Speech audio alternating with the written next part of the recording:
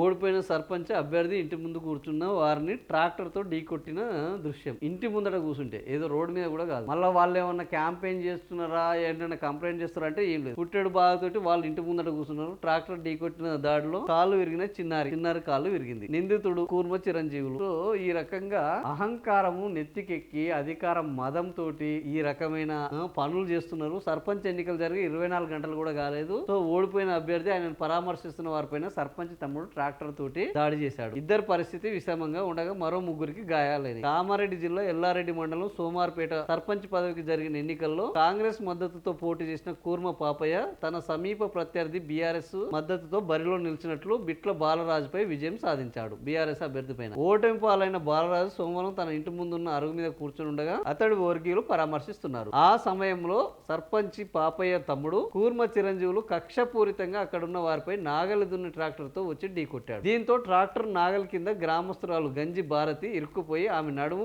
పూర్తిగా విరిగిపోయిందట. ఇంకా ఎంత దారుణంగా ఉన్నదో చూడు. మరో మహిళ బూడ మీద బాలమని చెయ్యి పూర్తిగా విరిగి కిందికి వేలాడిందట. 3 ఏళ్ల చిన్నారి అద్విక కాలు విరిగిపోయింది. అసలు వీన్ని అదే దాంట్లో ఉన్న డీజిల్ తీసి మీద పోసి తలగ పెడితే ఇంకోటి ఇట్లాంటివి చేయడు. నన్ను అడిగితే ఎందుకో ఇంకా జనాల్లో ఇంకా కొద్దిగా ఓపిక ఉన్నట్టున్నది. ప్రమాదంలో తీవ్రంగా గాయపడిన గంజి భారతి బాలమని పరిస్థితి విషమంగా ఉండడంతో వారిని ఉటావుటిన చికిత్స నిమిత్తం హైదరాబాద్ కు తరలించారు. మిగిలిన ముగ్గురు ఎల్లారెడ్డి ప్రైవేట్ ఆసుపత్రిలో చికిత్స పొందుతున్నారు. ఈ ఘటనపైన ఆగ్రహించిన గ్రామస్తులు బాధితుల బంధువులు ఎల్లారెడ్డిలోని రామాలయం ఎదుట ప్రధాన రహదారిపై 4 గంటల పాటు రాస్తారోకో చేశారు. దీంతో కిలోమీటర్ల మేర వాహనాలు నిలిచిపోయారు. విషయం తెలుసుకున్న మాజీ MLA Jajala Surender, BRS BJP నేతలు గ్రామస్తులకు మద్దతుగా రాస్తారోకో చేశారు. నియోజకవర్గంలో కాంగ్రెస్ నాయకులు, బీఆర్ఎస్ బీజేపీ కార్యకర్తలతో పాటు సాధారణ ప్రజలపై దాడులకు పాల్పడుతున్నారని ఆరోపించారు. ట్రాక్టర్ తో దాడి చేసిన నిందితులు చిరంజీవులతో పాటు సర్పంచ్ పాపయ్య, మండల కాంగ్రెస్ పార్టీ అధ్యక్షులు కూర్మ సాయిబాబుపై కఠిన చర్యలు తీసుకోవాలని డిమాండ్ చేశారు. ఎన్నికల్లో గెలిచిన తర్వాత అందరి సంగతి చూసుకుంటామని సర్పంచ్, అతడి తమ్ముడు, మండల పార్టీ అధ్యక్షులు కూర్మ సాయిబాబాలు బెదిరించారని గ్రామస్తులు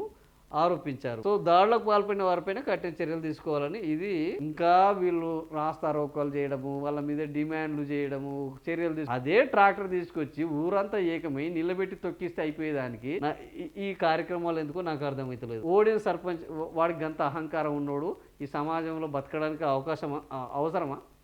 వాడు ఇంటి దగ్గర కూర్చున్న వాళ్ళని, చిన్నపిల్ల కాళ్ళు ఎరగొట్టి, ఇద్దరు మహిళలు ఒక నడుము ఇరిగి, ఓ చెయ్యి ఇరిగి, ఏంది ఈ అరాచకం?